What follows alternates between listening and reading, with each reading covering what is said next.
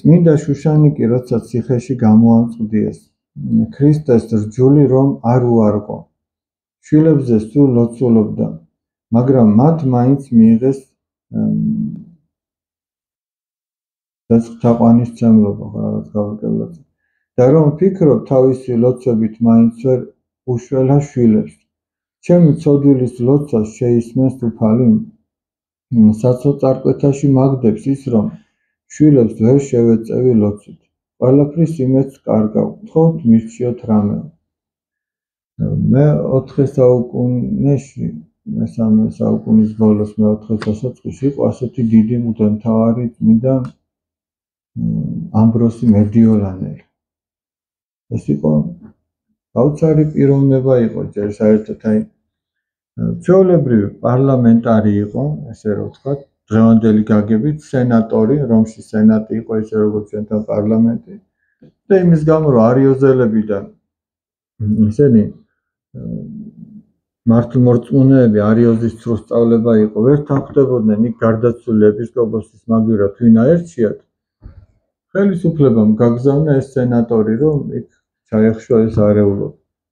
შევიდა ტაძარში და რას ხედავს ორად არის ხალხი გაყოფილი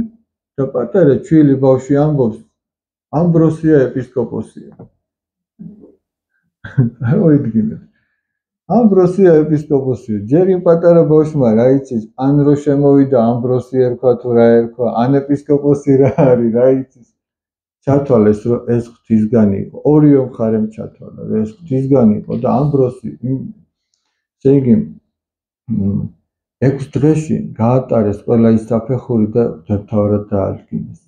ანუ ეგ კიდე რას ნიშნავს იმ პერიოდში განათლებული ადამიანი ერქვა არა იმას რომ ისეთ ბევრი წიგნები ქონდა საკითხი არამედ იმასაც რომ ის ღმერთთან ახლოს იყო მენის საკითხებში გარკვეული ახლა ამბროსიან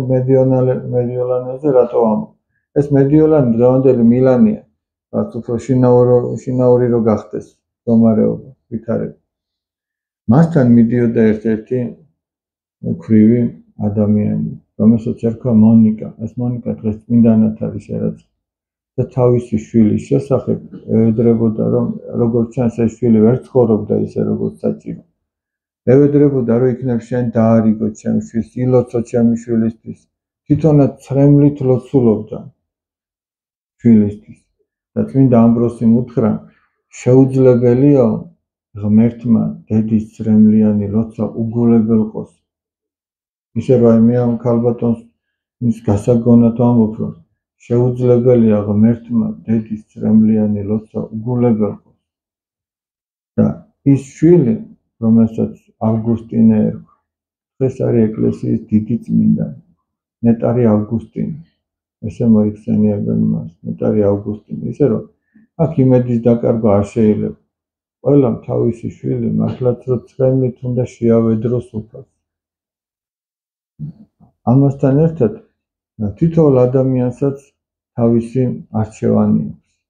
ჩვენ შვილებსაც თავისი არჩევანი აქვს და ესეც არ უნდა დაგვავიწყდეს ჩვენ მაგრამ რომ არ ელოცა დედოფალ შუშანის უკეთესად იქნებოდა საქმე აი ეს შეკითხვაც უნდა დავსვათ რომ არ ელოცა ესე რომ ადამიანმა იმედით უნდა ილოცოს ისადმი იმედით და უნდა ილოცოს აუცილებლად და მაგალითიც უნდა მისცეს